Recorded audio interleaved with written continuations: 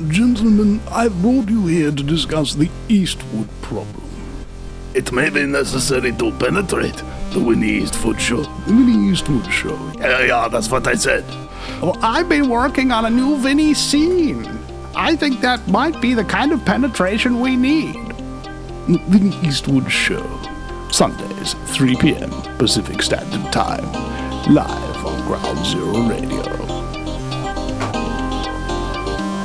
Welcome, ladies, gentlemen, and hermaphrodites. My fellow slaves of the global plantation. The Vinny Eastwood show is bad news. It's like the news, but so much worse. It's the lighter side of genocide. Just because we're being exterminated doesn't mean we can't enjoy it. Otherwise, what's the point of being killed? The Vinny Eastwood show, where the only thing worse than living in a high-tech global police state run by child trafficking Satanists is Vinny's jokes.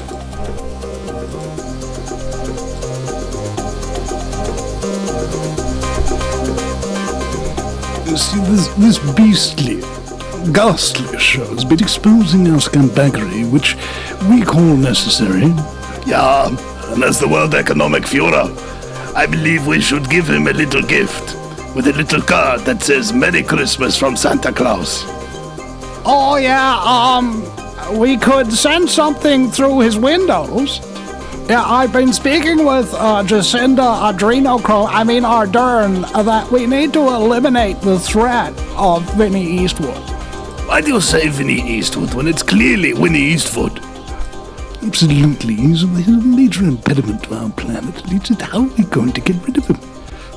We could poison him. Well, welcome, ladies and gentlemen, to the Vinny Eastwood show, broadcasted live on groundzero.radio and also Kiwi Radio, thanks to the wonderful Ralphie, the man who built the website, the VinnyEastwoodShow.com, in a much better fashion than I was capable of doing. And that's the reason why this show is so good. It's not because I'm so amazing. I mean, I am amazing. But it's because amazing people contribute all these other things that I can't do. It's like we all come together and we make something together that none of us could really create on our own. I just want to express my appreciation for all the listeners and all the supporters and everybody who's volunteered, and especially to the cadre, the copious cadre of thousands of guests that we've had on this broadcast over the 17 years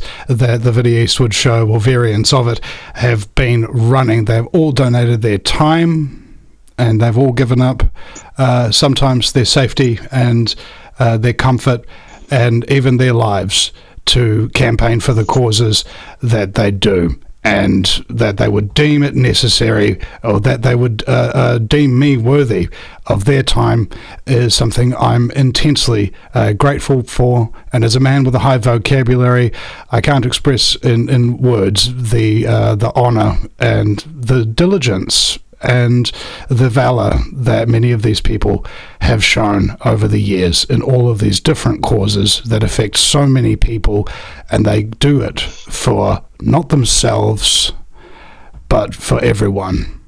And that is something to be admired. That is something to be inspired by. And I hope that we bring you something good to your lives. A number of people have told me that they were going to commit suicide before they started listening to this show. And it helped them to see that there was something much, much worse than their miserable, lonely lives. Vinny's jokes. Now, my very special guests are Karl Barkley. And what's your name there, bro? It's David Trotter.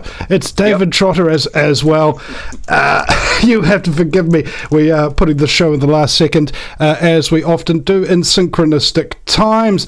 So you'll have to forgive me for the earlier part of this broadcast if there are some technical issues for those of you listening at home. Now, without, as they say in Palestine, further ado, gentlemen, would you like to introduce yourself? David, you go first. Just tell us a little bit about who you are and what it is you do. Okay, thanks, Vinny. Okay, I'll keep this brief. I'm 68 years old. I'm retired, obviously. Some of us are, some of us still work. But yeah, over the past, since August 2022, I have daily, diligently recorded the incoming fuel deliveries that come into New Zealand from wide and faraway places. I keep records of that, and it does go up on the website every day, and it also goes into the Telegram channel. That's basically where it all goes first, and then it goes up to the website of my name, davidtrotter.co.nz. It used to be Marsden Point News Radio, however, it was a bit of a mouthful all the time, trying to sort of rehash things and redo things, so I just put it in my own personal name. So that's what I do there. So basically I do this every day, and have done since then. I set for a short break at one point, maybe 2 years ago. But yeah, you'll find lots of information there. All the charts, all the graphs are there, explaining, where our fuel comes from.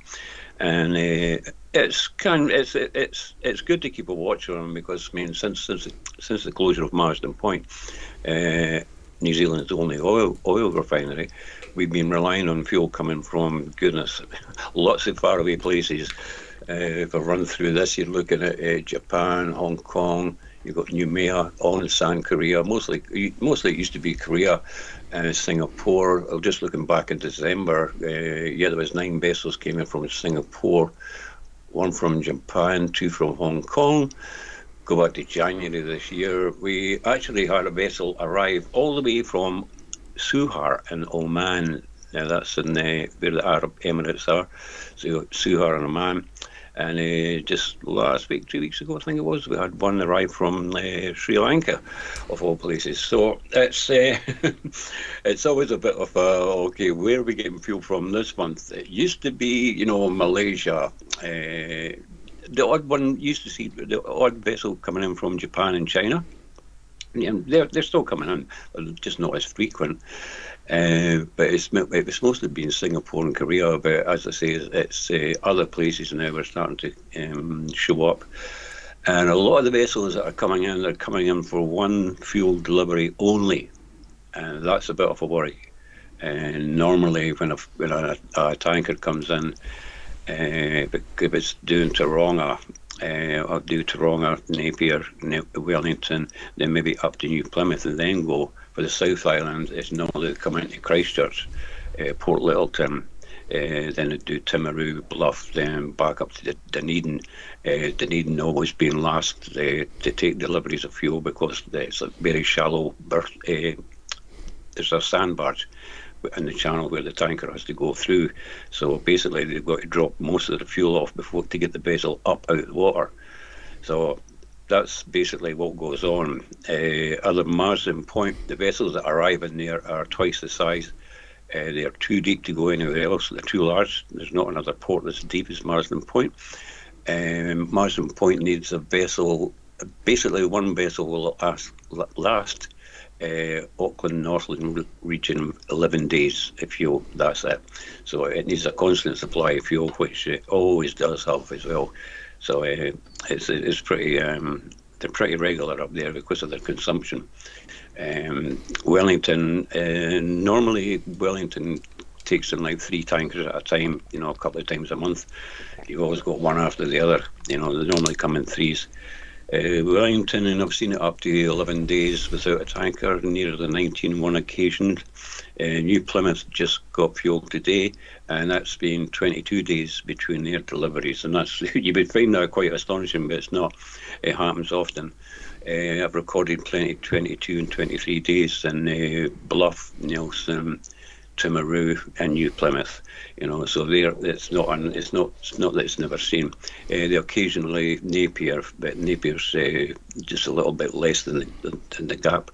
But yeah, that's you'd be surprised what goes on and what you can actually pick up and watch what happens. And it's always a thing to see. Oh, look, we minimum sort of kind of figures vessels will look at a month. They can hope to see 15, 16 and that would be keeping in line with their promises of one vessel every 2 days. Unfortunately, it drops down quite a bit sometimes. So I think this month we might get around 11, which is pretty sad. We might make 12. And the same with deliveries. Normally we see up 40 and upwards. When fuel, the amount of moorings that we see. I think this month we might head down to 34. So this month's looking like the worst on record so far. But I'll see how it wraps up. I've just done the schedules last night. I posted them on the website last night, so I do them every Sunday, so you can actually have a look to see what the forecast is and do a calculation from there, forward. There's always a part monthly chart put out on the Telegram channel. If you're in there, you can have a look at the part monthly, and it's halfway through the month, so you can then have a look at the schedules and say, okay, this should be your final figure, or whether maybe maybe a tanker will get caught up in this exercise that's happening out at sea just now with the Chinese. But that's another story. But anyway, right. So that's me, and that's what I do. Okay, sorry. Thank you. Thanks, I just want to provide, if we can, a little bit of context to that. What these tanker deliveries that are delivering fuel around New Zealand, it's indicative of what we call a supply chain. And what's difficult about supply chains is that sometimes they can be delayed, and in some cases quite significantly. Storms, natural disasters, alleged outbreaks, and things of that nature can actually stifle the supply that is being given to certain countries. Now, what this means for national security is basically paramount. All the military vehicles, all the military planes and things of that nature, they run on fuel, and so if your country runs out of fuel, it's basically left defenseless, and that's just on one end of it. On the other end of it, everybody eats food, and that food is usually grown in no small part with large amounts of petrochemical fertilizer. So if you don't have those petrochemicals and that fertilizer, you can't grow the food, you can't get it to market, you can't have open supermarkets, not to mention people can't drive to the supermarket because they don't have fuel, and your population starves to death. Not to mention the possibility of running out of power, energy, things of that nature. Or a lot of people are running around in their electric cars and so forth, and they think that they can just plug in stuff and make it work because it doesn't use gasoline, it doesn't use oil or something like that. No, power generation takes an enormous amount of these fuel sources, which are absolutely critical to our infrastructure. And again, so we're talking about having the ability to chokehold a nation. Oh, you guys aren't doing what we want? How about we just cut off your fuel supply? Right? What nation is going to say no to internationalist orders when they've got that kind of power? That's why the shutting down of Marsden Point Refinery is such an important keynote in the overall takeover of New Zealand by internationalist powers, because it literally holds the very key to our energy independence, the only one that we've got so far. Speaking of which, Karl Barkley is on the line there. Karl, can you still hear us there, man? Yes, I can there, Vinny. Can you give us a breakdown about this recent article that Christopher Luxon, the current Prime Minister of New Zealand, was mentioned in, where the Marsden Point Refinery was brought up, and he floated ideas of perhaps creating a new refinery? What do you make of this? Oh, a load of bullshit there, Vinny. To create a whole new refinery, it would take a lot of resource management and planning. It's not going to happen. It'd be 10 or 15 years to try and get something new, even to the point of being able to say, yeah, we're going to start it. We've got Marsden Point. It was shut down just about 3 years ago. April Fool's Day this year will be the third anniversary of its closure. And most of it's there intact, from what I've led to believe. I tried to get on site last April at the ASM annual shareholders meeting for Channel Infrastructure. I had two resolutions. One was to get me on the board, elected on the board as a representative of the shareholders, and the other one was to get them to stop destroying the place and get some consulting engineers to come on board and have a look, tell us what damage had been done, what needed to be done to repair it, and what time frame and cost it would approximately cost to get it going. They told the shareholders to vote against me. I got 2 million votes out of that. Now, since I started this campaign, Buy Back Marsden Point, encouraging Kiwis to buy shares, we've gone from about 48% now over 61.2% of the shares in Channel Infrastructure, formerly New Zealand Refining Company, are owned by the general public. The government had shares when they owned Z Energy, but they sold Z Energy to Ampel Australia, and the conditions of purchase were to close our refinery. Now, Christopher Luxon, on all his talk about restarting the refinery and it should never have shut down, I confronted him April 2022 at Waipu at a public meeting he was holding, and I said, you just talked about saving the farmers, why don't you save that oil refinery down the road? Because they hadn't shut it at that stage. They were in the process of cleaning it up. We could have restarted it pretty well straight away. He said, I'll make an election issue. I said, no, you tell that camera you make it an issue today. He never wanted to make it an issue. He never went from there and forced them to mothball it. He just allowed it to slide on. 3 years now he's trying to make noises like, oh shit, I'm going to lose my job shortly. I better come up with an idea that the public might pick up with and keep me in the job. We don't need to build a new oil refinery. As Dave said, the Marsden Point pipeline supplies 40% of New Zealand's fuel to Auckland and Northland, pick it up by road transport at Marsden Point. 40% of New Zealand's fuel is consumed out of what storage they've got at Marsden Point now. When we had the refinery, we had 60 days of crude oil stored, which meant we had 60 days of production. Now we have 8 days of supply at any one time. They say we've got 30 days. No, we haven't. It's always in a ship coming here. 18 to 22 days was the normal sailing time to get that ship here. That's only the fuel. We've got bitumen coming in other ships. 120,000 tonne of bitumen we used to make is now imported, and it's total crap. And it's costing us 3 times the price that we were making it for. Just for, sorry, 1 second, Carl. 1,000 plus tonnes of that coming in by specialised containers now, large 20-tonne containers. Went from $2 a kg supplied in New Zealand to now over $20 a kg, and the quality of that is down the gurgle, the same as the bitumen.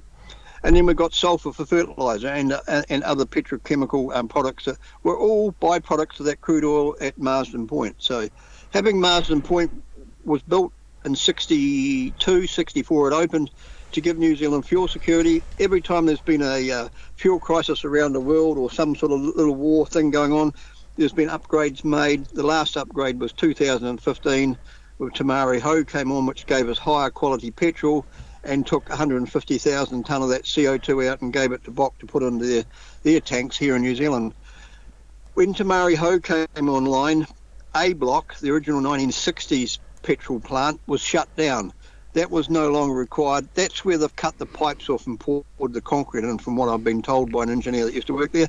And that's where they've gone and smashed up controls, cut cables, and said they've decommissioned the whole refinery. No, they have not decommissioned the whole refinery. They may have taken some pumps away from the other part of the refinery, but until we get on site and actually look at it ourselves, I'm an engineer, and I'm calling on 6 other people around New Zealand that are interested in our refinery to get hold of us. You don't have to be a shareholder, and join us at the annual shareholders meeting in April and vote this board out. Get rid of these 6 people that are running this country on a smell of an oily rag. Sorry about the pun, but that's what it is. And get some people in there who actually want to get an oil refinery going. And then Luxon's talking $6 to $8 billion to build an oil refinery. That's to build a new one. I don't think we're going to have to spend that sort of money to get our refinery going again. And I'm not sure what the time frame would be. I would hope 6 months, maybe 2 years. Who knows? But we've just got to get in there and do it. We can't afford not to have it. You're saying about food. It's not the fertiliser on the land that's the critical thing, Vinny. It's the fact that if without diesel, we can't drive a tractor or a combine harvester or anything on a farm. We can't drive the truck that's going to deliver that food to the processing plant and then on to the supermarkets or wherever you're buying your food from. Then we've got Jet A1 fuel that we used to make, which was the highest quality fuel in the world, which our aeroplanes fly in. They are now putting biofuel with that jet fuel, which they were importing, which is poor quality. And I just read a report this morning that Air New Zealand's grounding all their Dreamliners. Their latest modern fleet is grounded because they're talking a lack of tourists. And also it says mechanical issues. I'm questioning Air New Zealand. I'm questioning the government. Is that mechanical issues because we're no longer running on high-quality jet fuel, which is kerosene, which is the second stage of the refinery? You get diesel, then you get kerosene, and then you get petrol. Is that because we're running on poor quality fuel and they've stuffed up all those jet turbines and all those jet planes? And is it also the fact that they're adding this biofuel, which is contaminating that good jet fuel as well, which is not good jet fuel anymore because we're not making it here anymore? When we were running, they used to bring planes into New Zealand that were going to Australia come over from Europe. They would land in Auckland to fill them up with jet fuel from Marsden Point so they could fly back to the other side of the world. They'd fly to Australia and drop the rest of the passengers off. The American Defence Force used to take our jet fuel away with them when they were leaving New Zealand with their Galaxies and planes like that, because they knew our jet fuel was better than any other jet fuel in the world. And Luxon just sits back and laughs. Seymour doesn't want the refinery. ACT doesn't want the refinery. National Party, the people in the party may want the refinery, but I don't think their leaders do. They're talking about biodiesel and sustainable aviation fuel coming out of Marsden Point. It's just bullshit energy. We need real oil out of the ground, make fuel. And going on about that, they're talking about we're running out of LPG. That's crocker shit. I see Greymouth Petroleum now has just been drilling a well at Turing, I think it is, and they've discovered a huge great big gas field up there. And we've got Todd Energy, which is Nova Energy, whatever they are, and Meridian going to build a huge great big solar farm up in Taupo area. Well, hey, Todd's, you're into LPG gas. Why don't you get alongside Greymouth Petroleum and start producing some energy out of this well they've discovered, and put up a gas-fired power station there, and tap into the pipeline and supply the rest of the North Island with the surplus amount of gas that's going to come off this field. And we've got oil and gas fields around this country. We've got more reserves than anywhere in the world, but we're not allowed to go down to level 2 and 3 where the real gas and oil reserves are. And that's the crux of the thing. We're controlled by somebody overseas. We need to pull the plug and say, up you, give us a bird. This country can survive on our own. We don't need, we do need exports, but we don't need exports that are holding a knife to us like the Chinese are. And the government's too scared to say anything in case they pull out on us. We should have our products going around the world, and we shouldn't be doing GMO or GE or anything that's not natural. This country should be the organic food bowl of the world, and we'll be the best country to live in. Cut back the immigration, get rid of.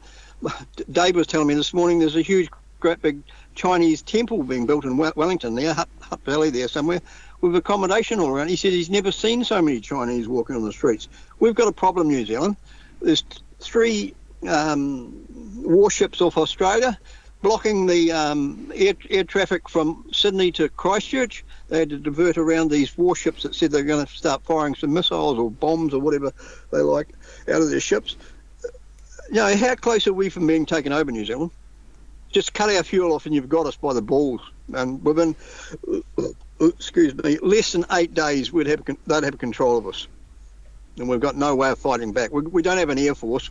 We've got some, the C-130s have all been made redundant. The Poseidons are coming now as our surveillance planes. And I don't know when the new C-130s are arriving, but C-130s are probably strike capable, but they're not like a jet fighter. They don't fly as fast as a jet fighter. We've got some problems in this country, and people need to wake up. Just join my campaign through operationgoodoil.co.nz, and I've just set up a fundraiser now through Mr._oil_New Zealand. If you want to make a donation, $5 or whatever you want is happening. When I set it up, I wasn't aware that it was under American format, so everybody was getting pinched. The money was being pinched out of the account at US dollars instead of Kiwi dollars. I've corrected that now, so from now on, everybody, if they say they're giving us $10, they are giving us $10. They're not having 17 taken out of the account like what happened. I apologise for that, but I wasn't aware of that when I set it up.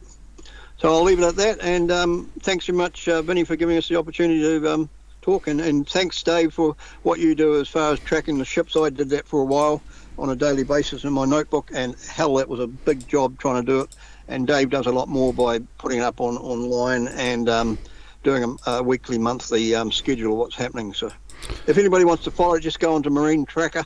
It's a good place. I actually used to track right back to the Asian refineries and see where our tankers were going, because we knew how many tankers that were coming and what their names were, and we could track them right back to the source where they're coming from. And you could see them slowly coming to New Zealand. You could see them sometimes get held up. When Gabriel storm was happening, they were held up for 4 or 5 days, which was getting pretty close to us running out of fuel. So events like that, now these Chinese in the ocean around our seas could be an issue as well. So who knows what's in the future. Tying up our Dreamliners so they can't fly to New Zealand or fly out of New Zealand is a bit of concern. What the hell are they up to there? Yep. And domestically, do you want to fly around in an aeroplane that's flying on biofuel? Because that's what they're trying to do with our domestic airline. So there's so many notes that to bring up here to provide a little bit of context for people. Like this is like the issue of our time, for lack of a better word, in terms of how many intersecting links there are between the supply of what's called fossil fuels, but they're not fossils. They're abiotic. They grow. There's oceans of oil and stuff like that. There's no limit to how much we could possibly have. And this kind of thing, you were talking about how we're that pun about New Zealand running on the smell of an oily rag. And, you know, I spent time in a penitentiary, and I believe you also need to be punished. But the thing about this is, if we're talking about the international agenda, how it affects New Zealand, it's what's known as systemic. Even if you look at something like bitumen, which if people don't know, that's that tarry crap that you throw on your road to hold the road together, so that when you're driving down the road, massive potholes don't form up and huge stones don't get kicked up and smash your windshield. That happens so often in Northland that it's unfreaking believable now, ever since we've been importing this lower quality bitumen from China. So just think for a moment. You by yourself driving down the road, smash windshield, that's $600 to replace. How much time is that you don't have your car? How much cost is that to the economy? And that's just you, one person, and then imagine it's happening to thousands of people. What if it's happening to like 1 million people around the country over the course of the year? And that's only just one little element of something that we could be producing ourselves, putting on our own roads, so that those kind of associated unintended side effects don't actually happen. And there's a whole bunch of them, just like what you were talking about with the jets now running on biofuel instead of kerosene that we could be creating ourselves. And I saw a picture of a can of a barrel of jet fuel giving roses and chocolates to a steel beam, and the steel beam replies, "Oh my God, I'm melting." Anyway, you see, we've got like a political solution that's trying to be put forward here. You know, Luxem says, "Oh, we're going to do this," and Karl says that that's BS. And I have no doubt that his analysis is astute, because the Houses of Parliament are controlled by internationalist interests anyway. I'm sure if we were to Google Chris Luxem, the amount of associates that he has with Scumbaggery internationalist bankers and international corporations and various organizations that are involved with the running of the world will come up. And what's problematic about that is that it means that whatever he's telling you, maybe he's clicked onto the fact that Karl and Chris are actually onto something here, a point with which New Zealanders can rally behind, something that we're all affected by across all sectors of society, and that we do have a national interest in order to have this issue be resolved. Now, this is another thing, is the overall thing, as Karl has on screen here the New World Order UN Agenda 21-2030 mission goals: one world government, one world cashless currency, one world central bank, one world military, the whole thing. And you can see, as we were talking about our military before, it was said in, I think, a documentary called New Zealand Defence, that our defence forces in the air would last approximately 7 minutes if we got invaded. All right? And this is apt because our national bird is a flightless one, and they put it on the wings of our planes. And I'm thinking maybe there's a symbolism here that these guys aren't getting. Maybe having the kiwi is not the best thing. Maybe we should have a kia, which is a very cheeky southern parrot that rips out the lining between your windshields, ironically enough, considering the poor quality bitumen. And this is like just crazy how vulnerable we are. And I remember back in 2012, I think it was, I was interviewing Ian Wishart about Aircon, the global warming scam, and he was telling me about how successive legislation was coming through to demilitarize New Zealand, and that's part of the one world military sort of idea, is that national sovereignty is no longer important, so therefore having a force that's capable of protecting your borders against invaders and things of that nature is basically going to be wiped off the map slowly but surely, so that if any nation does deem to stand against the world government, they can be neutralized very quickly. This is also the reason why under the John Key's leadership, the previous Prime Minister, that although every single intelligence analyst in the country, I will repeat that, every single intelligence analyst in the country that was advising the government about the setup of our new telecommunications network advised the Prime Minister against using Huawei Communications, which is based in China, which is run by the Palestinian Army. All right, their equivalent of the CIA. Right? So now they have a backbone on all of our communications network and can just shut those off as well. We've got Marsden Point. They can just shut off our energy supply. You see, they've got us by the short and curlies. But there are, of course, solutions to this. I remember, I think it was Tim Shadbolt's son was protesting his own father, protesting him selling out to big oil and big coal. And it turns out that there's a shockingly large amount of oil in what's known in New Zealand as the Great South Basin. It could provide oil to for New Zealanders for thousands of years or something frickin' ridiculous. But we're not tapping into it. And even the oil that we are tapping into, we're selling it on the open market, where it costs us maybe 3 cents a barrel to get it out of the ground, and we only get like 1% back of that, and then they sell it on the open market at like $14-15 a barrel or something like that. It's ridiculous.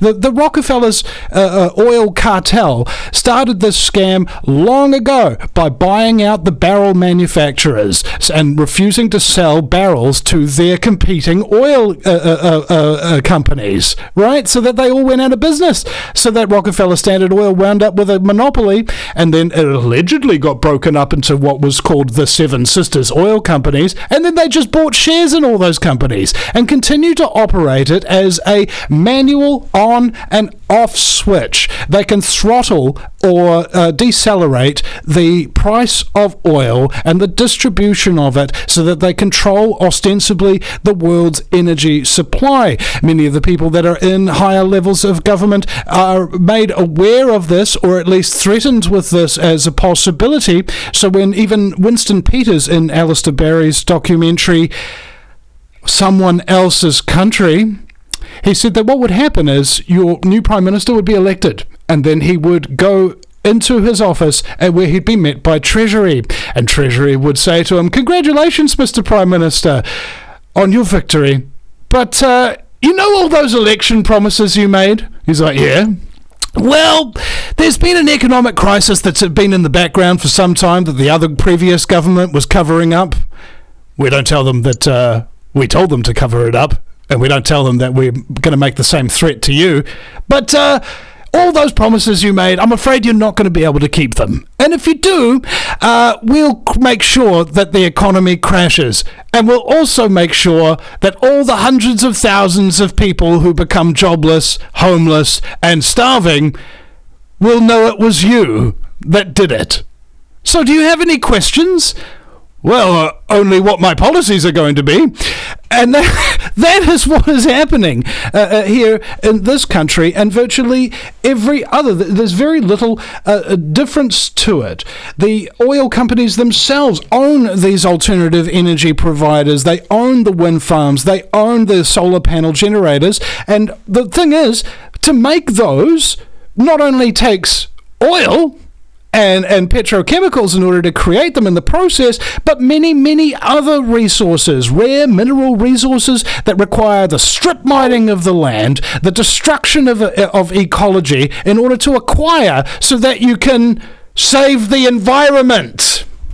It's freaking brilliant what they have done. Brilliant! Hey guys, we've polluted everything and it's really terrible, but we've got these alternatives that are even way more terrible, and we're going to brainwash you all into thinking that that's the way that you're going to save your life, when the reality is you're going to be driving around in all these electric cars with the catalytic converters going 24/7, irradiating you with dirty electricity and giving you cancer. That'll help to save the planet. You see, these people are freaking brilliant, and most people don't have even the mental faculty to be able to figure out what they're talking about, let alone do anything to stop it. Karl and David here, they've got some ideas about that, and they're not happy about that. And they represent a side of New Zealanders that has been, for some many years, it seems, almost forgotten about, and given very, very little media coverage, and not be given the public status that perhaps their ideas and initiatives should have. This is not an accident. I mean, look at it this way. The New Zealand Defence Force has basically cargo planes that they can fight a war with. The Chinese and the United States have like equivalents to, say, the F-21 Raptor, which can fire a missile at you from 700 miles away. Okay? And you can't outrun it.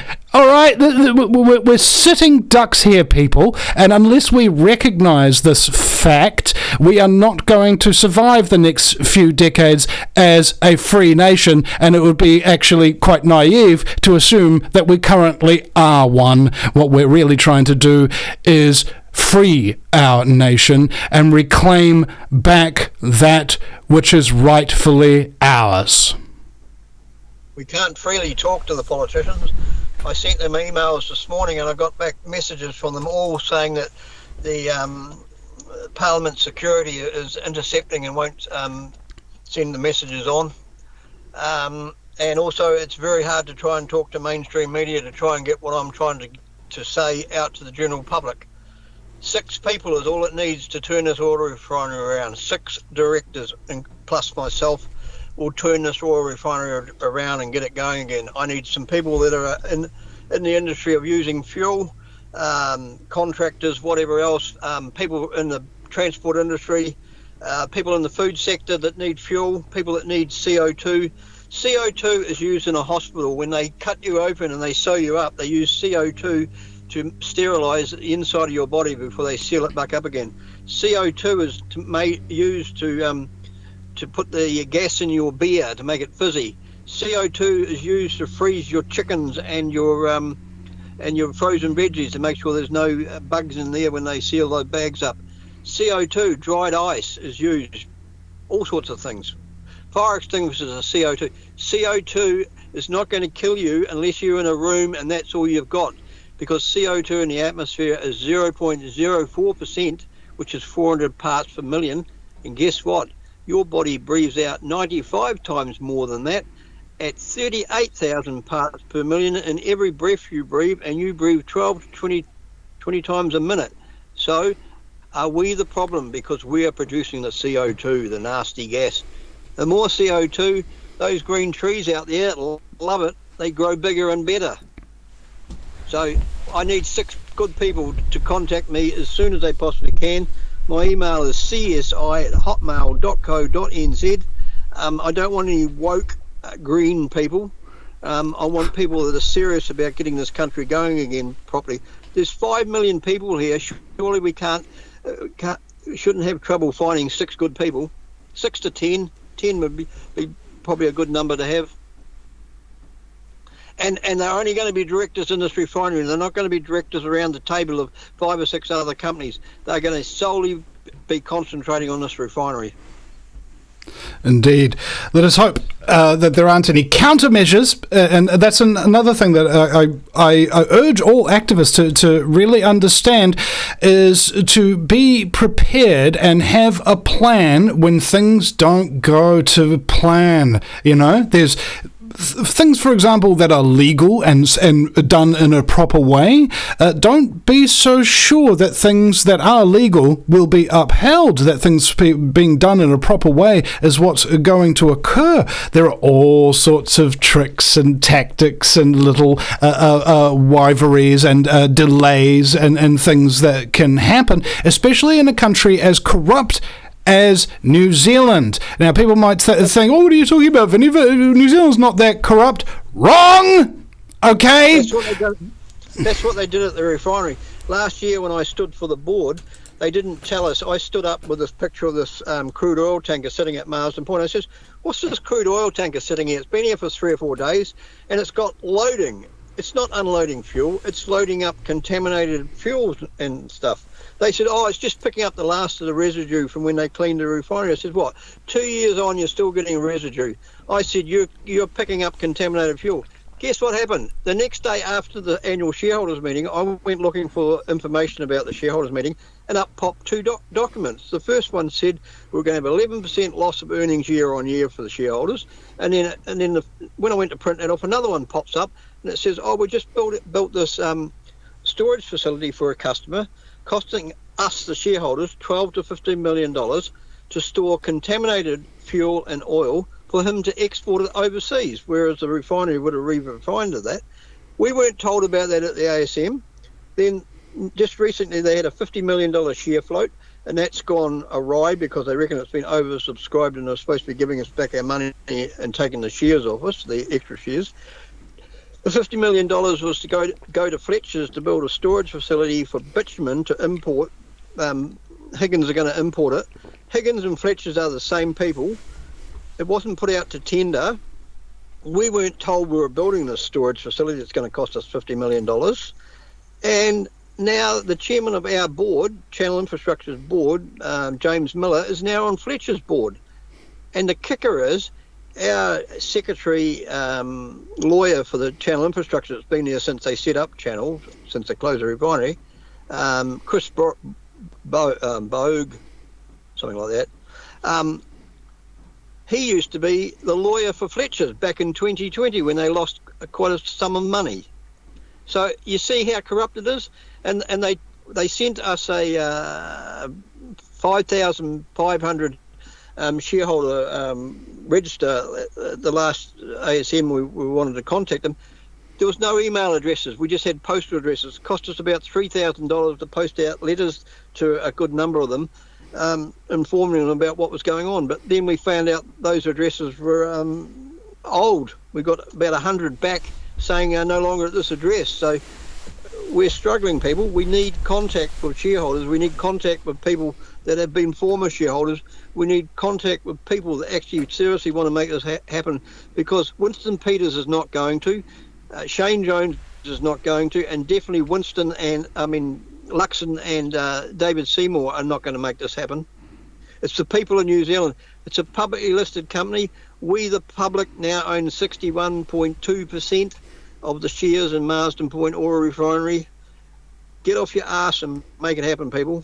I don't want small shareholders anymore. I want seriously big ones to contact us, because that's how we're going to turn the 250 million share vote into turning this thing over.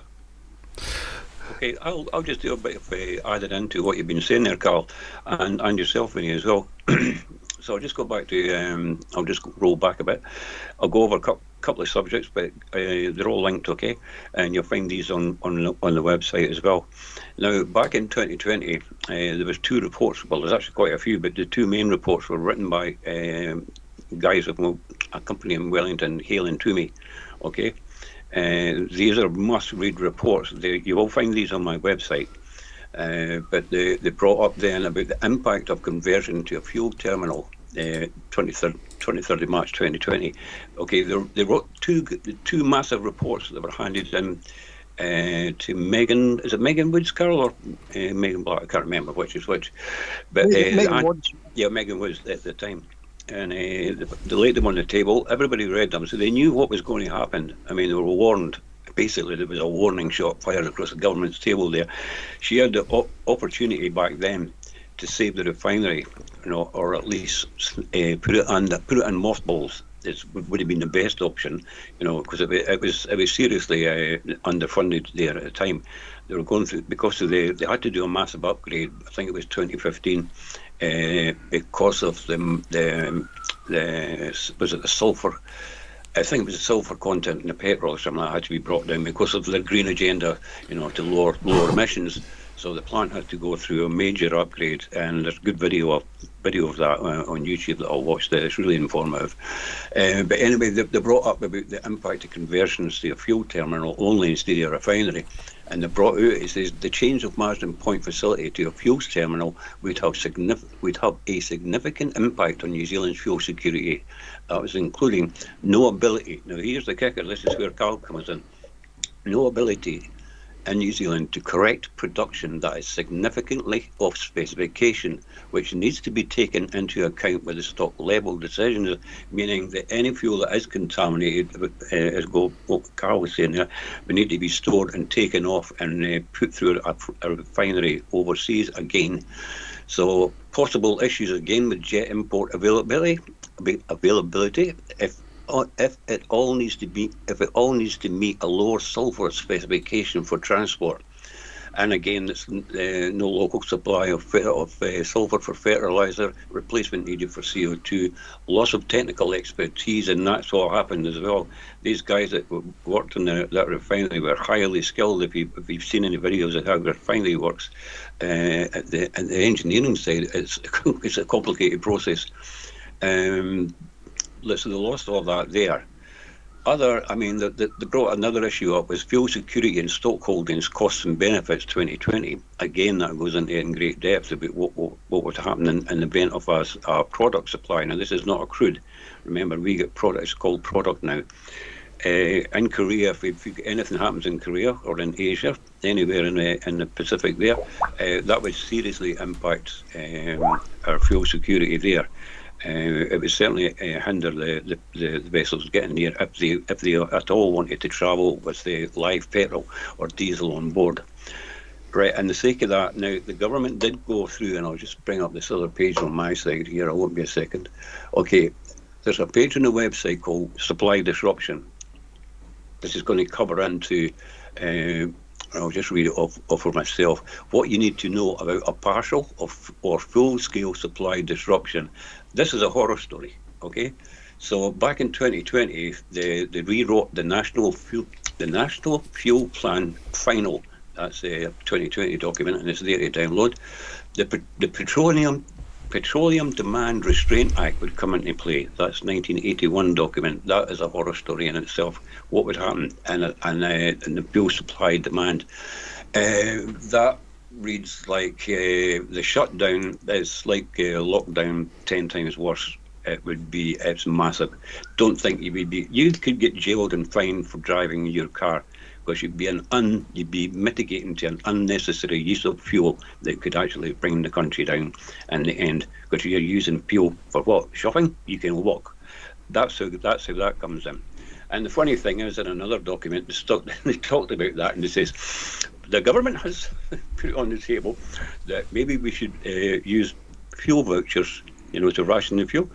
To which one minister actually writing the report and says, I don't think that'll work, because these actually fuel vouchers could be swapped for alcohol or drugs. I mean, that's the first thing I would have thought of. I thought, great, I've got free booze. I'm jump on my bike, I'll use I don't use my vouchers, I'll swap them for a 6-pack or something like that. But anyway, the other big document on there is the Civil Defence Emergency Management Act 2022 that was rewritten to actually compensate to take in the National Fuel Plan and the Petroleum Demand Restraint Act. And all that comes in, and it's like, oh, man, I tell you what, you go through and read these, you think, this would be absolutely hell, you know? But if you were to be found for stock holding your own petrol, you know, we'll keep a ton, 45-gallon drum of fuel away for the boat. Think about that again. No, they have every right to break into your premises and take that fuel. That's law.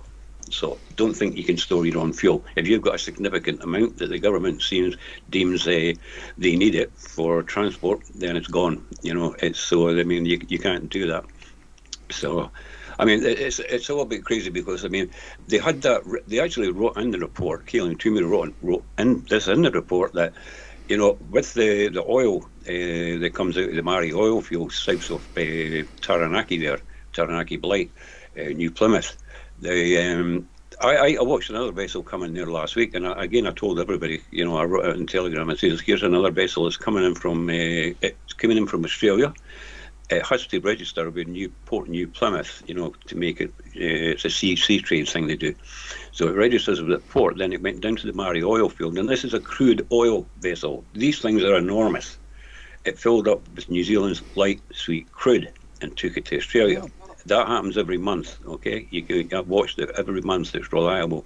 Now, in a fuel security crisis, when Marsden Point was running, or at least if it was mothballed just now, that fuel is not the correct grade for every single product that we need, because there's about 7 products coming out of a barrel of oil. We actually get more out of barrel than actually a barrel itself, because it's thick and it's dense and it evaporates into lighter, sweeter, different products. Anyway, they could have ran that through the refinery, and everybody knew this. You know, if in the case of an emergency, there's a crisis in the Middle East, or for the crude supplies, or there's a crisis for the refineries in Asia, that we could still keep the country running at least on the basic emergency vehicles that we need. However, it was never seriously looked at. They knew it, but they never really seriously looked at it, and they still continue to sell the oil off every month, you know, to Australia, and that has always gone on, you know. Whereas we do have heavier crude, and I've been told this by a lawyer friend of mine who's seen it himself. You know, there are heavy oil fields in Taranaki and up the east coast of the North Island as well. That's not being touched. What's being replaced, of course, is because of the Green Deal, is the biofuel submissions and the CO2 carbon capture and storage, which is ridiculous. I've got all the documents there, the massive booklets I've got on them, what they're planning to do for the Auckland and the rest of the country region.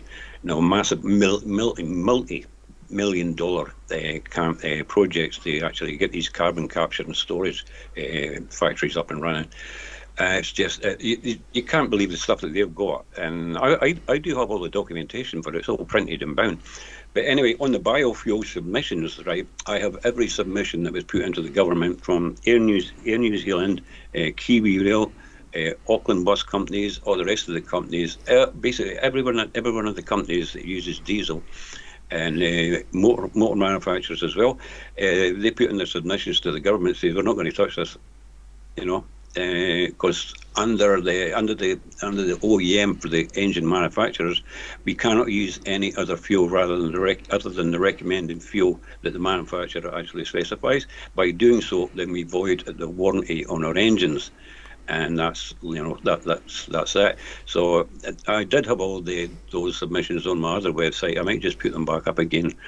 They're worthwhile to read. So this is where they try to get this going. See, they shut down the oil. No, oil is bad, just burn oil. And then they start strangling us with no fuel supply security at all, you know. And we don't. The other thing, I'll go back to that again, about fuel stock holdings, right? Megan Woods clearly knew that we don't have enough storage in the country, North and South Island. There's 10 ports, there's 5 North and 5 South. I have all the storage figures. Okay, I can tell you exactly how much fuel each of them can take, how much of them can hold. There is not enough fuel storage. Megan Woods has told that. She did nothing about it. You know, that was another step that we all pointed out there back in 2020 before they actually shut the plant down. So for 2 years they knew this, and they knew the situation that we could end up in should there be any disruption in the Middle East.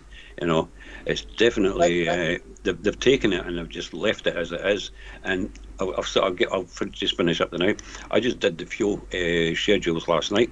And it's looking really iffy. It's like this is falling apart. It's no longer as stable as what it used to be. Like the wheels are falling off the bus, you can say. It's just like, this is not looking good. You know, the dates are too far. I mean, the South Island's just been empty. It's finally got a ship coming in today, and Port Littleton, but the rest of it's just been since the beginning of the month. You know, beginning the first few days of the month, it's just sitting there dead. You know, it's becoming more frequently like that, and it's just like, okay, this is not very reassuring. You know, so that's what's going on. I'd like to make a note on that, just briefly. Just briefly, Karl. Oh, go ahead. Sorry. What was that, Karl? Go ahead. The storage facilities at Marsden Point gave us 14 days of production. We had 60 days of crude oil, and we had lines of tanks. One was full of petrol, diesel, and jet fuel. They were there 1 day, 2 days, 3 days, 14 days out. They were watching them. They were blending them up and down. They settled down. All the contaminants settled down. And on day 14, that number one supply was ready to be shipped out around New Zealand. It was either pumped through the pipeline to Auckland, or our 2 coastal tankers carted around New Zealand, which they then are deemed as storage as well, those 2 coastal tankers. So we lost all that storage, and we've lost those 2 tankers should have been kept here as additional storage. All that's gone. We do not need to build more storage in New Zealand. We need to go back to using the refinery the way it was, with the storage it had. And if we want more storage, we build more crude oil storage, because crude oil does not go off. And if we got bigger quantities of crude oil stored here, which is not a huge amount of tanks, when you look at what was at Marsden Point, 60 days, 2 months supply, it wasn't a huge amount of tanks. So if we want 6 months, 12 months of storage here, we could easily do it. And what we could do is buy it when it's real cheap, and when the price is up high, we could flog some of it off and make a fortune out of it. And the other thing is, Saudi Arabia is desperate for water. I would be sending crude oil tankers back to them with fresh water on board, and we'd probably make more out of the fresh water than we ever make out of paying for the crude oil. Just another option.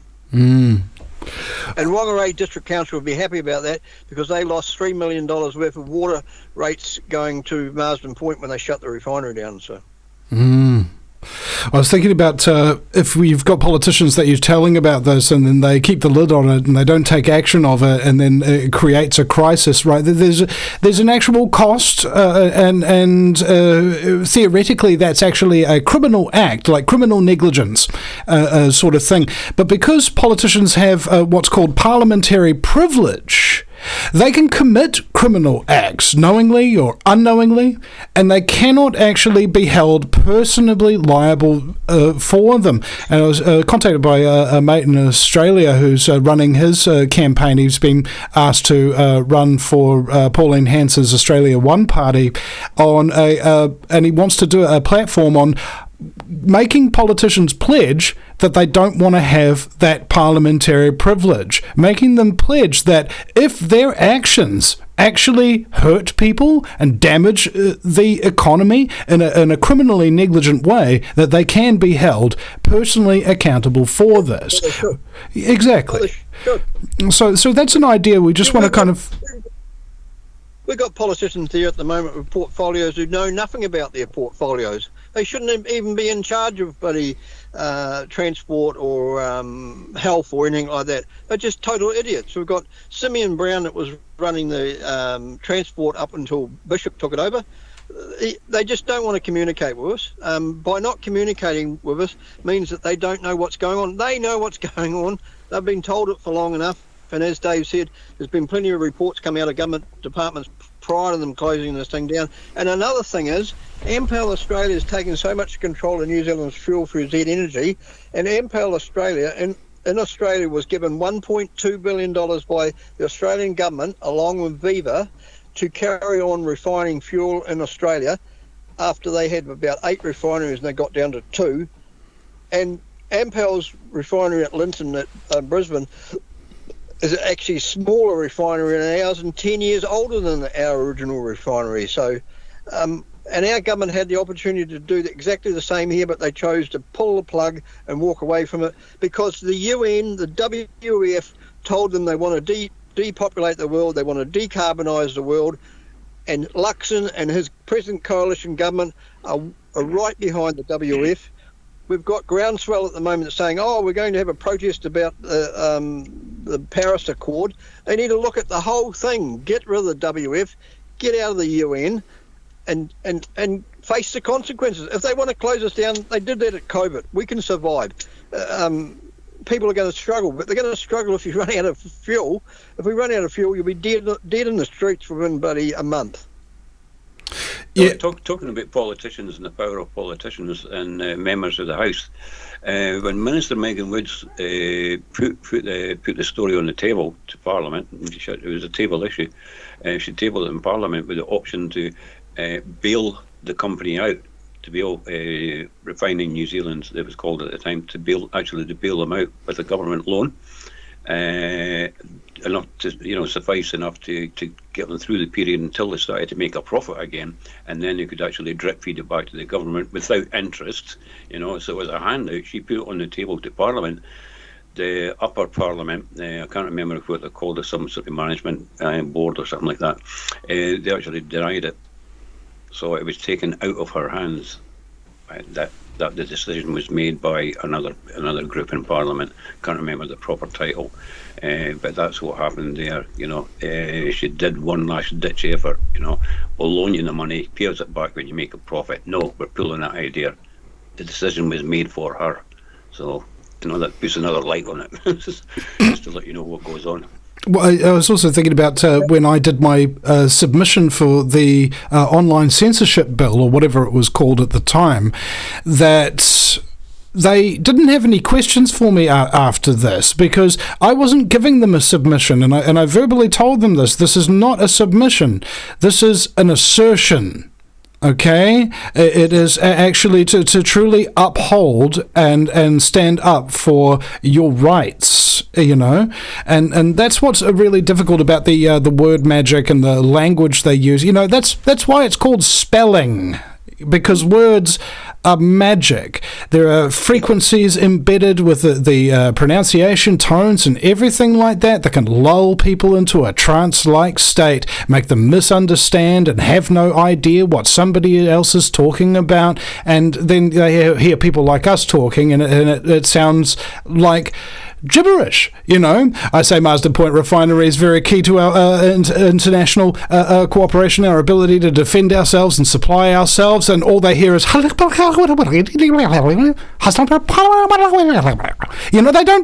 hear anything. They just don't freaking understand, and they don't want to know. That's the problem. It's like they said in the Bible about putting pearls before swine, which translated into modern English means don't talk to people who ain't listening to you. And that's what people have to understand, is that you don't need a huge amount of the population behind an initiative to get it to work. As Margaret Mead said, never doubt the ability of a small group of committed, thoughtful citizens to change the world. Indeed, it's the only thing that ever has. Oh, you can't stop a good idea once it takes root. Yeah. It's one of those things that falls into that category, But yeah, that's what's going to happen with this plan of mine. We've got to April this year. We either take them out at the ASM, or we have a special shareholders meeting after the ASM, and we remove the board and senior management. There's probably 4 senior managers need to go, and we put people into. We will go back to calling it New Zealand Refining Company, and we'll set it back on target. I've talked to a guy that buys and sells crude oil around the world. I met him at the Kumu car show. He said we can buy crude oil for about $2.50 a tonne. The oil companies sell it to us for about $700 a tonne. And he said we can go to any country in the world that's pumping oil out of the ground and do a deal with them. New Zealand only uses 130,000 barrels a day is what it produces at Marsden Point. We're only a pimple in the arse of the bloody world as far as oil and gas goes. It won't be hard for us to buy crude oil around the world, and as I said, we build more storage here and we make money out of it. And we could have storage facilities other parts of New Zealand that if we need to bring that up to Marsden Point, we bring it. Otherwise, we just sell it on the open market around the world and make money on it. Yep, our economic footprint on this. The company has never been run. The company has never been run for the benefit of the public of New Zealand. It was at one stage, but then it got sold off or given to the oil companies, and they've just screwed us. The refining percentage they were paying was 30% lower than what they should have been, and then they said, oh, it's uneconomical. It wasn't uneconomical. It was the fact that they were paying the oil company. Well, they weren't even. The biggest problem was the oil companies were bringing their oil and getting it processed, and we owned the refinery. We paid for all the expenses of fixing it and upgrading it and that. They made the profit out of refining their own oil. When the oil company, Marsden Point, the refinery, they should have been the importer of the crude oil and seller of the finished product. And then all the fuel companies around New Zealand should have been buying our finished product, or our crude oil finished product, at one price. There should not be any difference in price around New Zealand. We're only a small country, and that's what I intend to do. Somebody down Franz Joseph should be paying the same price as somebody at Marsden Point. People in Whangarei and even at Waipu are paying more for their fuel than people further away from Marsden Point. It's ridiculous. Yep, I noticed that even driving around Auckland, certain gas stations are much, much cheaper than others, and it doesn't really make any sense. I remember one time I had Rodney Hyde on stage, and I asked him, how is the oil price going down globally if we're running out of oil? And his reply was, of course we're not running out of oil, you know. It's like we can't. It's like running out of rain in the sky. So in certain oil-rich countries, you can, fill your car up for like a couple of bucks, like maybe like $2-3 or something like that, full tank of gas, a few cents a litre. Imagine. Yeah. All right, so just put this in your mind just for a second. Imagine there's one person with virtually no resources. All the electricity that he has to purchase is really expensive, and all the fuel he has are really expensive. So there's only so far he can travel, and there's only so much he can earn because he has to pay for that travel time in order to get to work and back.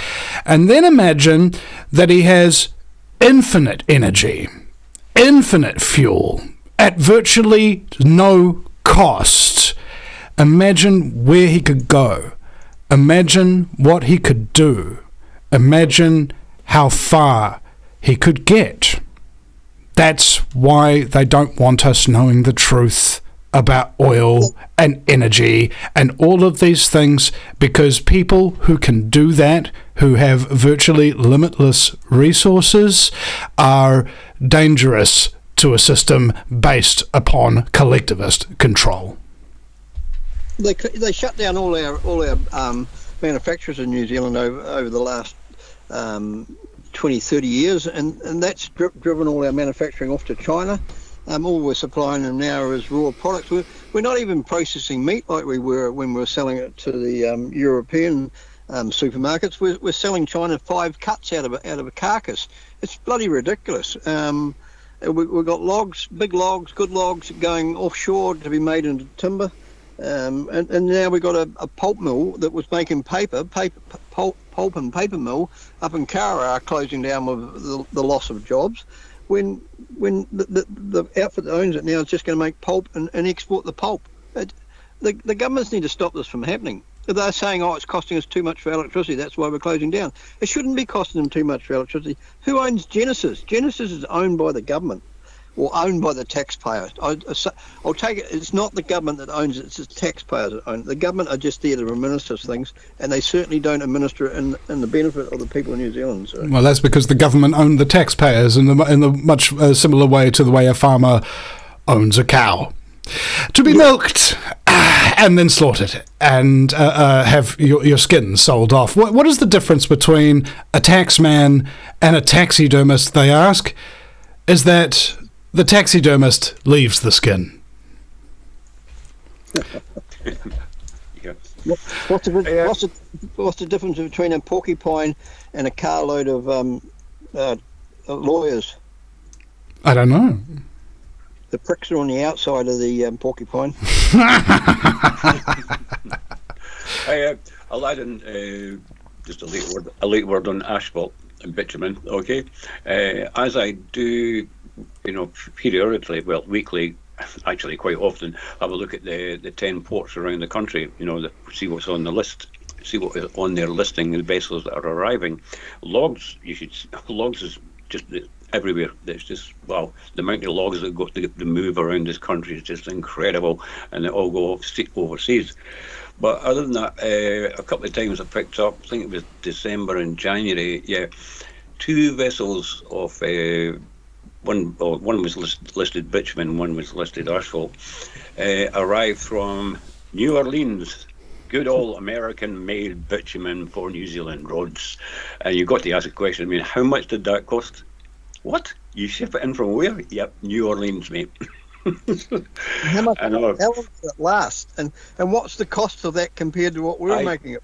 I don't know. This is it's either they couldn't get it at the time as a last-ditch effort, or it was a cheap ticket options because it's bought on a ticket market, open ticket market. Either the price dropped in the States and they wanted rid of it. But what cost? It's like the fuel that came in from Oman. It's like, at what cost? And what was the state of that fuel when it got here? Because, it took exactly 1 calendar month for that vessel to get here. It left on the 12th of December, it got here on the 12th of January, bingo, straight on, and you go, wait a minute. What's the condition of that fuel? We've had shipments before, Dave. The fuel tankers turned up at Marsden Point and been sent away without even unloading one drop because it was contaminated. Yeah, I remember that. We had Auckland Airport shut down because they had a shipment of contaminated jet fuel. And funny enough, Megan Wood said, "Oh, we're going to have to shut the place down, and everybody's going to be rationing air travel." And then next Monday, she said, "Oh, look, there's a shipment coming." We saw that shipment coming, didn't we, Dave? We saw there was another ship coming to Marsden Point. So they orchestrated that whole bloody thing to scare people into thinking, "Oh shit, we could run out of fuel for our aeroplanes." Mm. Yeah, well, it's a tactic just to just get ready to hit the fear button. Just do something that's a bit like to get people's attention, to get ready for the really big thing that's coming along, which inevitably, and this doesn't always happen, but then again, we've seen this happen before. With precursors as to global warming. I'll just say a word on that as well. Did you know that towards the end of the last ice age, the Earth began to warm and the ice retreated? Yeah. Did you get them? Yeah. Towards the end of the last ice age, the Earth began to warm and the ice retreated. Yeah. All on its own, because there was no one here to warm it up. Sorry. I remember somebody was reading a quote from a newspaper, and it said the icebergs are melting. Oh my goodness, if this continues, we won't have any ice in the Arctic in the next 5 years. That was in 1915 that they said that. We're still in an ice age. We haven't even got out of the last ice age. We're still in the position of still being in an ice age, apparently. Yeah. Yeah. Because they take thousands of years to happen. They don't happen because somebody's polluted the world. Volcanoes and things go off. If you look back in the industrial age, there was more coal being burnt way back in those days, with steam engines and coal in your fire and coal power stations and everything. The world didn't fall apart back then, did it? Yeah, that's sage wisdom from the forehead of Marsden Point. Now, yep.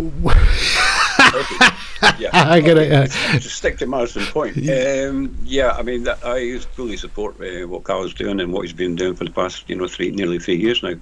Is to get that refinery back together, because I mean, without it, any crisis overseas, anything happens on the ocean and stuff like that, is just saying like natural events, delays that would cause delays would cause us with a bit of disruption here that I don't think we'd be able to, a lot of people wouldn't be able to handle, it just wouldn't survive.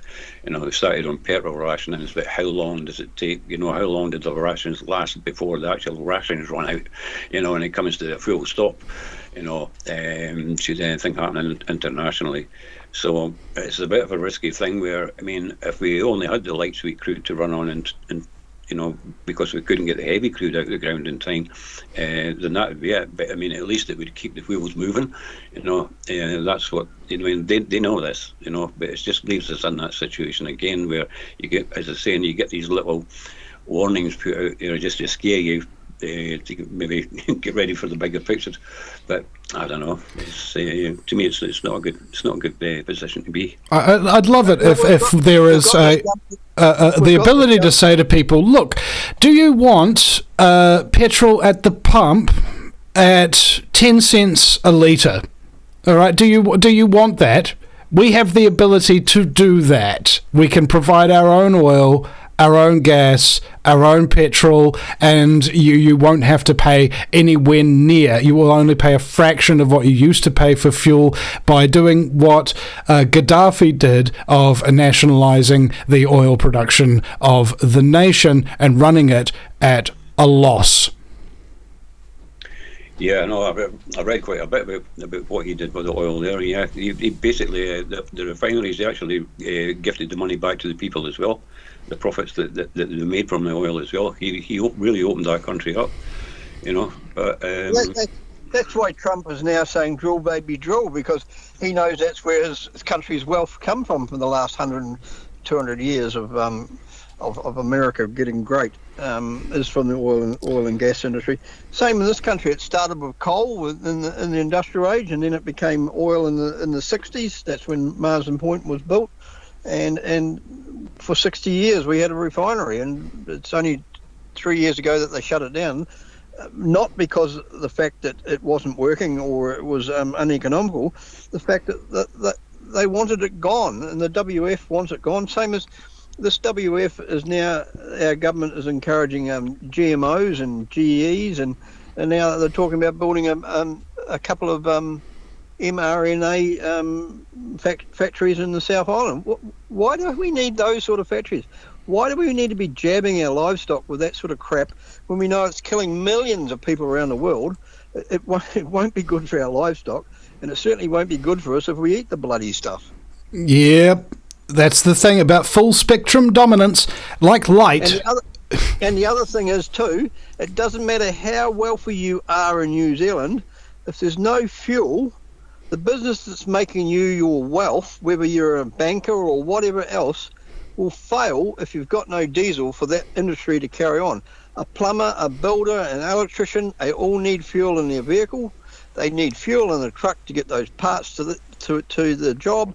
The builder needs the timber from the sawmill, and it needs the logs out of the forest. The farmer needs diesel. The richest people in this country could be the poorest people and the most starving people because they don't know how to grow a garden. Yeah, you can't eat gold, they say, unless it's monatomic gold, of course. All right, so on a tangent here, if I may, it's my show, so I will.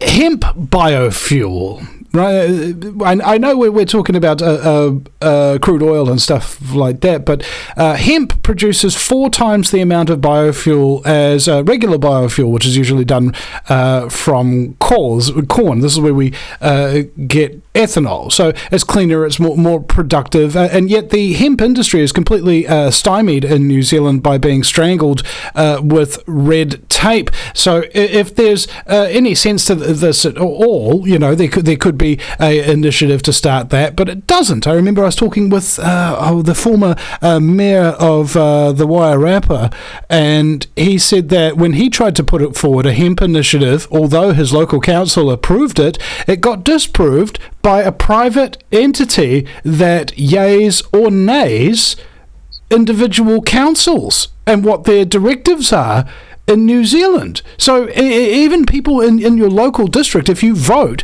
and get these people to represent you, they don't represent you, really, because they can't make decisions for you that the controllers don't want. Right? So there's a number of things to be unpacked there, but moving on, just talking about energy efficiency, I remember my friend Jonathan Eisen from Uncensored Magazine and New Zealand Journal of Natural Medicine, respectively, he once gave me a book of his called the 100 Fuel Savers That Really Work, and in it detailed a particular type of carburetor which had a zinc film that had perforations, so that when the petrol squirts into the engine and gets ignited, it's getting vaporized and turning into a gas, more surface area, and it found out that it had an enormous increase in its efficiency. The man who invented it in the United States was reportedly getting 200 miles a gallon, right?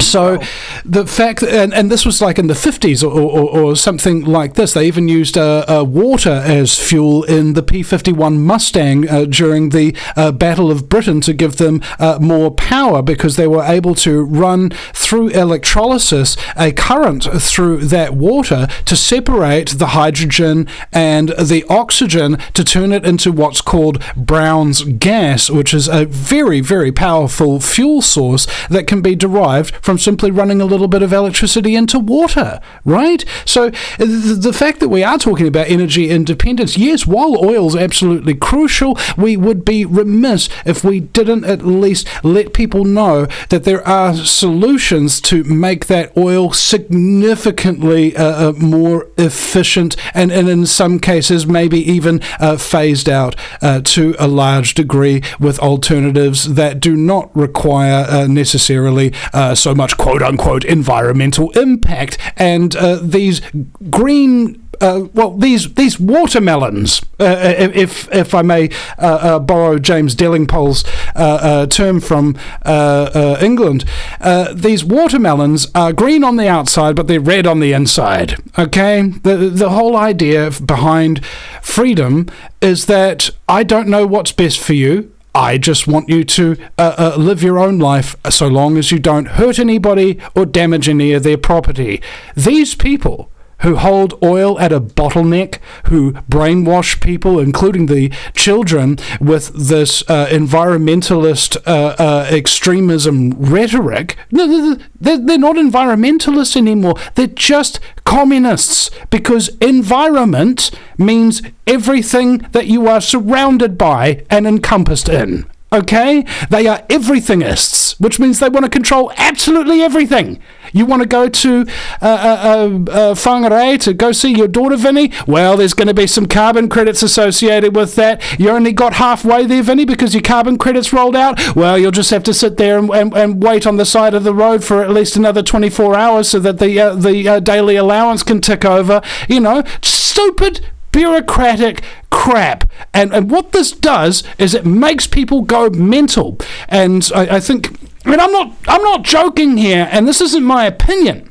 All right, they've done studies that indicate that if you are of the leftist political persuasion, the communist, the collectivist persuasion, the chances are very good that you have some kind of mental illness, as if it wasn't obvious in the first place. But the consequence to this, which a lot of these people don't necessarily recognize, is that even the people who don't believe in that ideology, if they are living in a nation which is dominated by that ideology, they themselves may start to develop mental illness. This was of particular concern in communist Russia, where an anti-communist would put on his communist uniform and go to work and pretend to be a communist and come home and then try to remind himself that he's not a communist, and developed like many other Russians at the time, full-blown schizophrenia. Right? This is the thing. It's affecting us psychologically, spiritually, politically, economically, energetically, in every conceivable way that matters. And it comes down to the root word of resistance, the forgotten word, the word no. Oh, you want to take our energy independence, do you? No.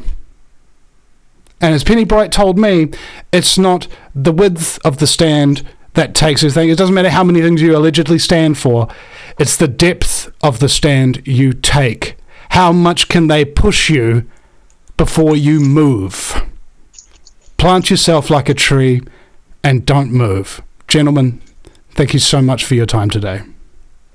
Hey, one thing you said about hemp as a product to run a car on.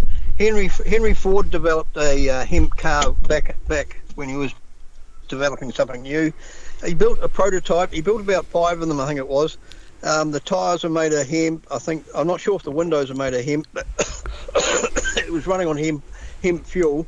And DuPont come back and said, Henry, we don't want you doing this. You need to be buying our steel and our products. We don't want you doing something that's going away from our market. And that's why the hemp fuel industry never really got a chance, because poor old Henry, which was such a great designer and developer of things, never got the chance to actually make it go into production. Well, otherwise we agree, probably would have a hemp-driven, hemp-made car now. So now, to agree and disagree with you there, yes, that's one thing, but the reason why that actually happened is because DuPont, the Rockefeller Foundation, and a number of other interconnected families and organizations and companies hired a man that was called Harry J. Anslinger to make alcohol illegal in the United States. Why? Was it because booze was bad for everybody? No, it's because they developed a new kind of fuel that wasn't alcohol called ethanol, and they had to ban it in order to protect their oil interests from having any competition. That same man, Harry J. Anslinger, was later hired in the 1930s during the Depression to make marijuana illegal by the same people who realized that at the time whole bunches of new manufacturing techniques for the processing of hemp had been invented, and so they hired him again to outlaw that practice so that their textile industries, which they'd just developed new technology from their oil to create polyester and various other elements that we use for our clothing manufacture today, would have been outstripped, outlasted, and outperformed by hemp in every single conceivable sector. So what did they do? The same thing they did when Henry Ford found out about hemp fuel. They made it illegal because they don't like competition, and it's still illegal today because it isn't illegal for alcohol companies to donate money to political parties to prevent competition for their mind-altering substances, which cause 50% of all weekend homicides, shall we say, and 75% of all weekend emergency calls and accidents and things of that nature that are associated with alcohol, as opposed to the associations with cannabis consumption, which means you get happy, hungry, thirsty, and then sleepy.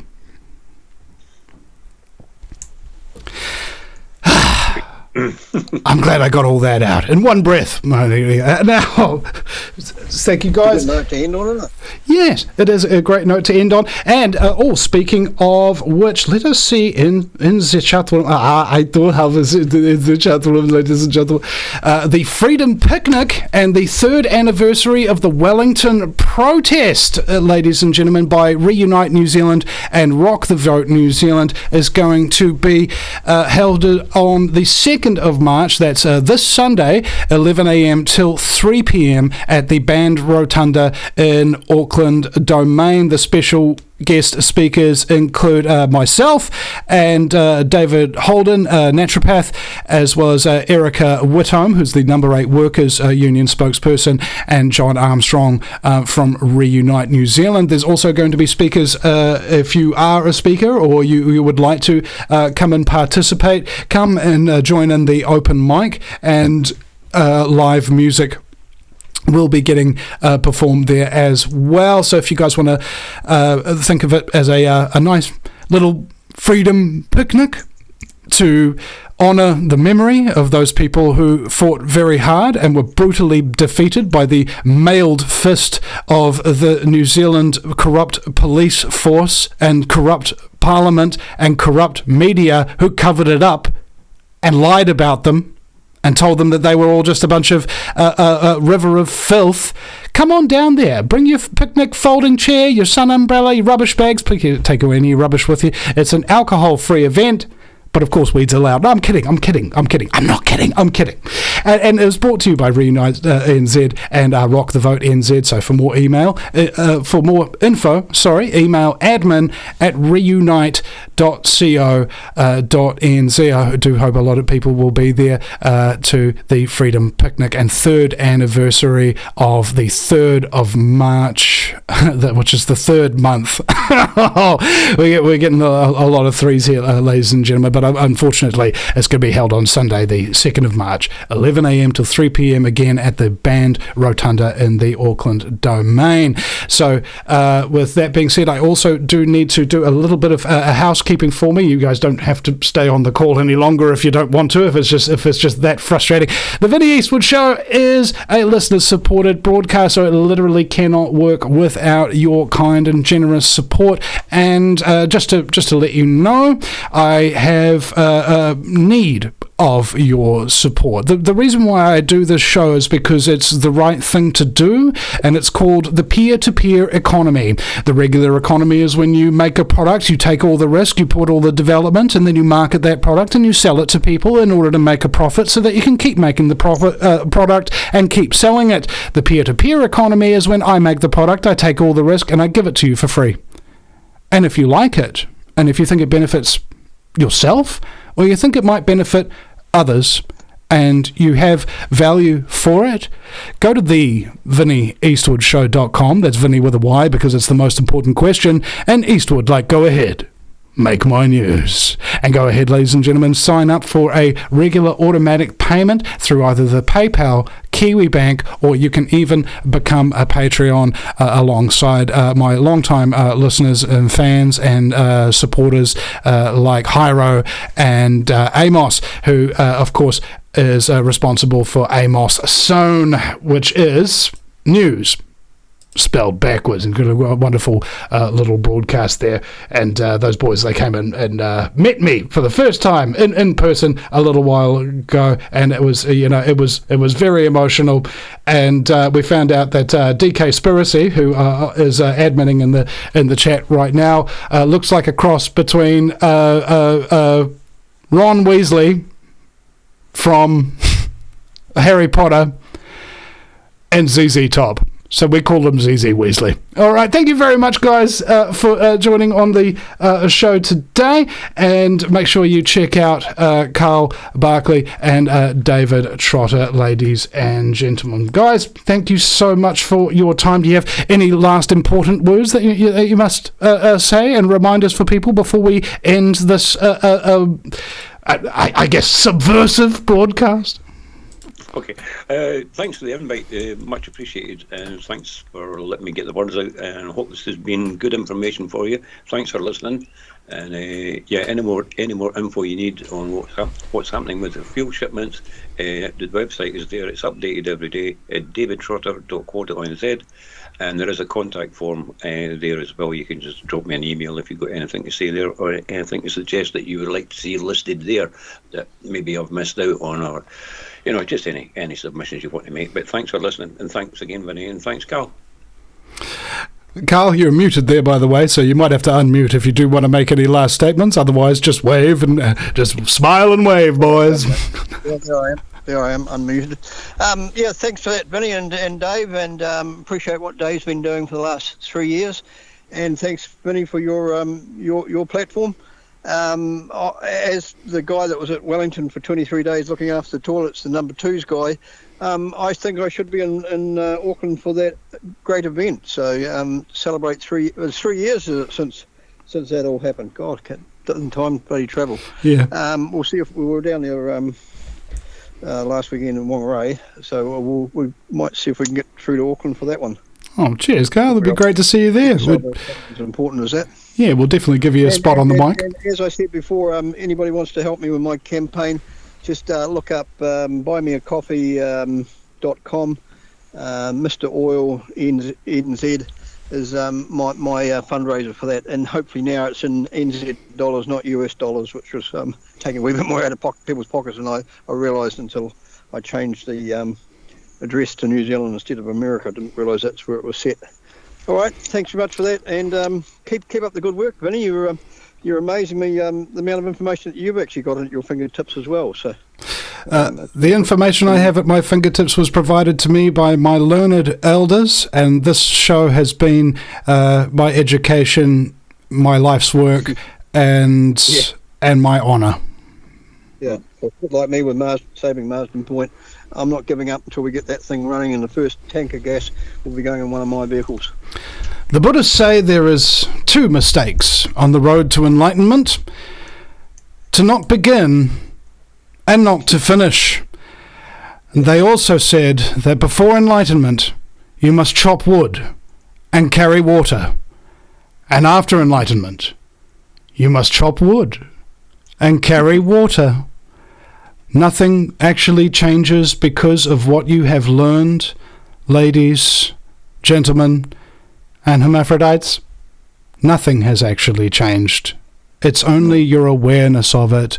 It is what you do with the time that is given to you that counts.